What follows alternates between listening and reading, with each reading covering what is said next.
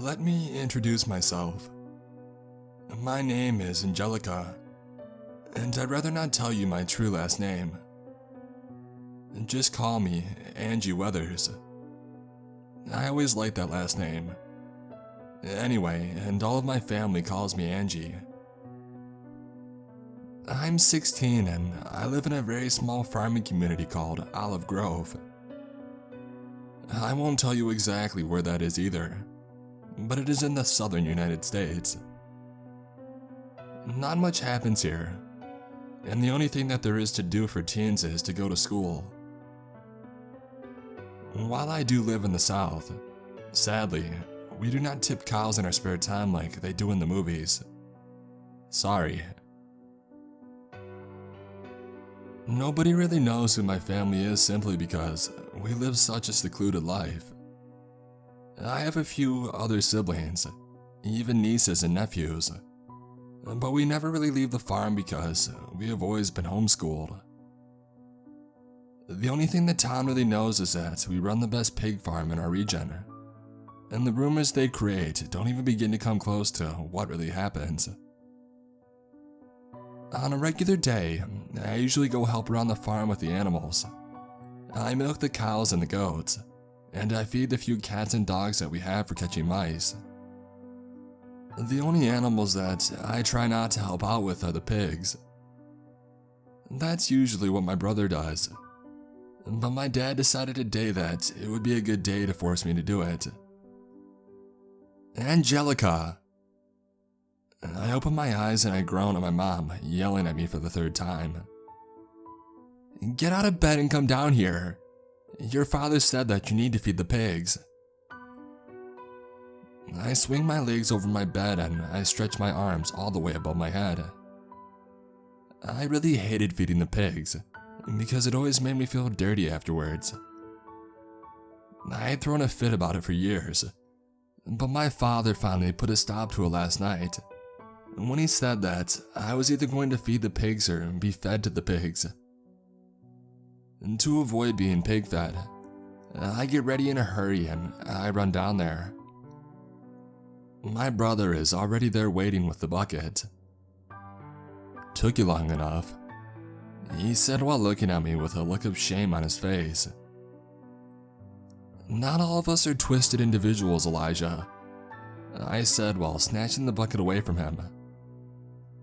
I quickly regret snatching it when I almost spilled the contents of the bucket on my legs. He snickers at my look of disgust as I put on the latex gloves that I brought from the house. Make sure you don't waste it. It took Dad a while to fatten up old Betty for him. I was hoping that we would have her for ourselves, but you know how Dad is. The other scraps are on the table in the barn. He salutes me and then he walks back to the house. I try my best to ignore his comment and the feeling of dread in my stomach as I feed the pigs. This is normal meat. Nothing is wrong with this meat. It's just normal food for the pigs. I repeat this mantra over and over to try and calm myself down, but my hands get so shaky that I almost spill the bucket to my legs again. I stop for a second, take a deep breath, and I chuck the whole bucket in. I watch as the pigs fight over the scraps, and then I quickly run to the water hose to scrub my hands. I douse them in some Dawn dish soap that I had grabbed earlier from the house, and I practically scrub the top layer of skin off my hands and arms. I forgot to mention that feeding the pigs is a two-part job, but I find the second part way more enjoyable. I actually try to do this part as often as I can, but my brother tends to be stingy with it. My dad also found it unfair that I refused to feed the pigs, but I begged to do this. As I told my brother, not everyone in this family is a sick and twisted individual. I walk deeper inside of the barn and towards the back, and I move aside the hay covering the door and the floor. I grab the plates of leftover dinner scraps my brother left on the table and I head down the steep stairs. I am instantly greeted by muffled yells, and I yell a greeting towards the makeshift chain link cells against the right wall. There are 3 on the right wall and 2 on the wall directly in front of the stairs. The room is longer than it is wide. Hey guys, it's just me. I wanted to bring you some good stuff this time, but I'm sorry, it's only scraps. I turn on the overhead light and I look at the faces staring back at me from their cells. 3 out of 5 cages full. Alex is on the left. He's 23 and he's been here for almost 8 months. In the right cell is Miss Cora. I call her Miss because she's old enough to be my grandma, and she is the sweetest old black woman that I'd ever met. She's been here the longest at about 11 months. I think Dad has kept her here this long because of how sweet she is. The metal cell is where Celia is. She has only been here for 3 weeks, so I don't know much about her. The others are still trying to convince her to trust me.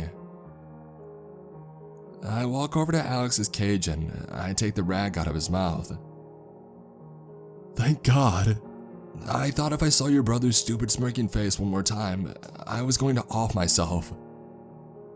He said while he rubs the lines left on his face from the rag. I take Miss Cora's out next after Celia backs away from me. Now Alex, honey, you know you can't be saying those types of things for your safety. Miss Cora kind of became Alex's temporary mother figure while they had been trapped. You get pretty close to people if you're locked in cages with them. I walk towards Celia's cage again, and I put my hand through the small makeshift hole that each of their cages has. You can trust me. I won't hurt you like they will. Alex walks towards the fence wall that he shares with her. She's telling the truth. She's the only one of them that actually cares about us. I flinch at him including me with them, but I wait patiently as Celia walks towards me. I carefully take the rag out of her mouth as she stares at me, doe-eyed. I promise that I won't hurt you. I smile at her and then I walk to grab the scrap plates that I had set down. Okay, so my mom made pork chops, string beans, and mashed potatoes last night. I tried to get you guys some good enough scraps, but you know how mean my brother can be. I ramble on while I grab the plastic plates and silverware I keep stashed in the shelves. He fed some of it to the dogs and he wouldn't even let me heat it up in the microwave. I'm just happy to have your mom's mashed potatoes again, and to have them on a plate. It kind of sucks when your brother just puts it in our hands, complains Alex. He can be such a dick, I say as I split the scraps evenly 3 ways. I hand each plate to them along with silverware, and they immediately start chowing down. Oh shoot, I forgot to bring you guys some more napkins. I smack myself on the forehead at my own forgetfulness. Oh no, baby, what you do for us is already enough, said Miss Cora. I smile at her and we sit in silence for a few minutes while they eat. Celia starts staring at me when she finishes eating, but I ignore her until the others are done eating too. She waits until I make eye contact with her before speaking. I don't get this. Why do you do this? Do what? Feed you? My parents tell me to, and I would feel bad if I didn't anyway.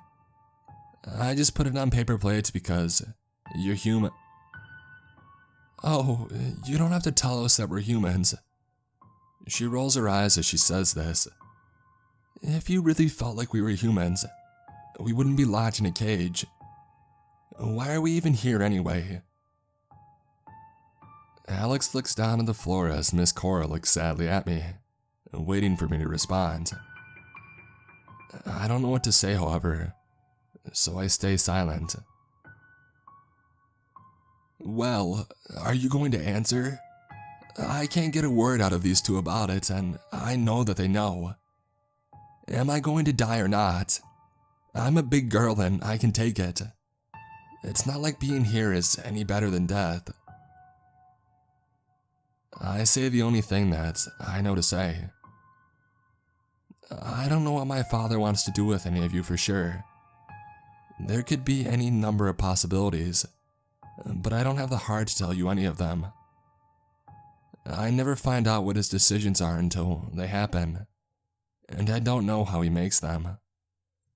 The only thing that I know to do is make you feel better about being here. She laughs at my response. Her eyes now are far from the doe eyes she had earlier. Feel better? Look, little girl, I don't think that there's any way to make me feel better about being in a cage. Alex quickly slams himself against the fence wall and grips it with his fingers. Hey, leave her alone. She can't help that we're in here. It's not her fault. But she can let us out, yells Celia. And then she turns to me. Go on, let us out. All you have to do is open the cage and we can all run. Stop yelling at her. Alex's fingers had started to turn white with how hard he was gripping the fence. Miss Cora had turned away from the screaming and was sitting cross-legged on the floor. Celia continues to scream at me, and Alex continues to scream at her, and tears begin to flow down my face. I finally lose it. Okay, look. I can't let you out and I'm sorry about that, but that's just how it is. Why? Are you afraid that he's going to kill you? Are you really going to put the lives of 3 people on the line for your own safety? She stares at me with her hands on her hips. I reach into my back pocket and I pull the old flip phone I've had since I was a little girl. It didn't work, but I kept it for one particular picture. I pulled that picture up and I aimed it at Celia's face. She scrunched up her nose, which makes me want to punch her.